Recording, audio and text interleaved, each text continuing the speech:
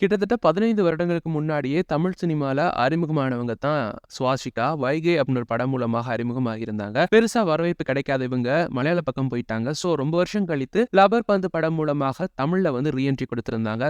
அந்த வெற்றிக்கு பிறகு தொடர்ந்து தமிழ் திரைப்பட வாய்ப்புகள் இவங்களுக்கு கிடைச்ச வண்ணம் இருக்கு. அதன்படி சூர்யாவுடைய ரெட்ரோ திரைப்படத்துல ஒரு முக்கியமான ஒரு கதாபாத்திரத்துல நடிச்சிருந்தாங்க. அதை தாண்டி சூர்யாவுடைய அடுத்த திரைப்படமான சூர்யா 45 படத்திலையும் இவங்க நடிச்சிட்டு இருக்காங்க. இதை தாண்டி இந்த 16ஆம் தேதி ரிலீஸ் ஆக இருக்க சூரியுடைய மாமன் திரைப்படத்திலையும் ஒரு முக்கியமான ஒரு ரோல் பிளே பண்ணிருக்காங்க இவங்க. இதுல சூரியுடைய அக்காவாக நடிச்சிருக்காங்க அப்படின்ற மாதிரி சொல்லப்படுது. இந்த படத்தோட ஆடியோ லான்ச் ஈவென்ட் சமீபத்துல நடந்துருந்துச்சு. அப்ப கலந்துக்கிட்டு சுவாசிகா பேசின ஒரு சில விஷயங்கள் இப்ப சர்ச்சையாக மாறி இருக்கு. என்ன அப்படின்னா, இந்த படம் முழுக்க முழுக்க குடும்ப படம். இந்த படத்துல தாய் மாமன் கலாச்சாரத்தை பத்தி பேசியிருக்கோம். தமிழகத்தை போல தாய் மாமன்களுக்கான கலாச்சார ரீதியிலான முக்கியத்துவம் கேரளால கிடையாது அப்படின்ற மாதிரி சொல்லியிருக்காங்க. கேரளாலையும் தாய் மாமன்கள் இருக்காங்க. ஆனா அவங்கள பார்த்தா மனதுல பயம் தான் இருக்கும். மரியாதை அப்படின்றது இருக்கவே இருக்காது. எனக்கும் தாய் மாமன் இருக்காரு.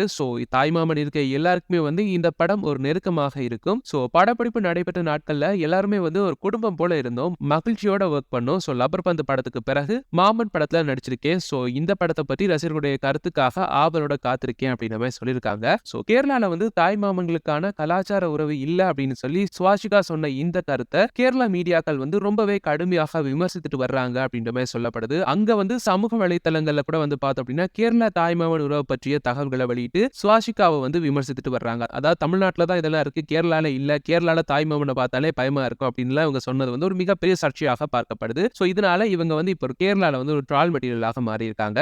இது இவங்களுக்கு சிக்கலோ இல்லையோ தெரியல, பட் படக்குழுக்கு பயங்கர சிக்கலா இருக்குங்க. ஏன்னா இந்த படம் ஒரு feel good movie. Feel good movie அப்படின்னும் பொழுது கேரளால ரிலீஸ் பண்ணா நல்லா கல்லா கட்டலாம். அந்த பிளான்ல தான் இருந்தாங்க. பட் இவங்க பேசின இந்த விஷயத்தால கேரளால இந்த படத்தை ரிலீஸ் பண்ணா எதிர்ப்புகள் கிளம்பும் அப்படின்ற மாதிரி ஒரு தகவல் வெளியாயிருக்கு. இதனால மாமன் படக்குழு கொஞ்சம் அப்செட்டாக இருக்காங்களாம். வெயிட் பண்ணி பார்க்கலாம். இந்த விஷயத்துக்காக சுவாசிகா மன்னிப்பு கேட்க போறாங்களா, இல்ல இந்த விஷயத்தை அப்படியே விட்டுட்டு கடந்து போக போறாங்களா அப்படின்னு சொல்லி. இது போல சினிமா சம்பந்தமான செய்திகளையும், சீரியல் மற்றும் தொலைக்காட்சி நிகழ்ச்சிகள் மற்றும் அதனுடைய பிரபலங்கள் சம்பந்தமான செய்திகளை உடனுக்குடன் பெற்றுக்கொள்ள எங்களுடைய பஸ் டாக்ஸ் சேனலை மறக்காம சப்ஸ்கிரைப் பண்ணிட்டு பக்கத்துல பெல் ஐக்கனையும் கிளிக் பண்ணிருங்க. தேங்க்யூ.